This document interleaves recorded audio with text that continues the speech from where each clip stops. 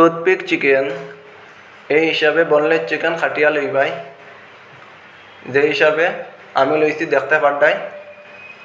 আদা রসুনের paste ডালবাই, green চিল্লি পুদিনা ধনিয়ার পেস্ট ডালবাই, দही ডালবাই, নিমক, চিল্লি ফ্লেক্স, চিল্লি পেস্ট, চাট মশলা, কাশ্মীরি রেড চিল্লি পাউডার কালারও লাগে ডালবাই।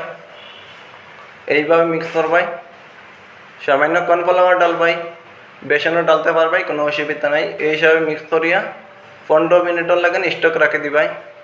তারপরে টুথপিক লইয়া এই হিসাবে ডাইস কাটা পেঁয়াজ লাগাইবাই, চিকেন লাগাইবাই, ডাইস কাটা ক্যাপসিকাম লাগাইবাই। যেভাবে আমি লাগাইছি দেখতে পারডাই। আমার চিকেন লাগানি হয়ে গেছে। তারপরে আমি তেলের মধ্যে ফ্রাই করুন, এই হিসাবে ডালবাই।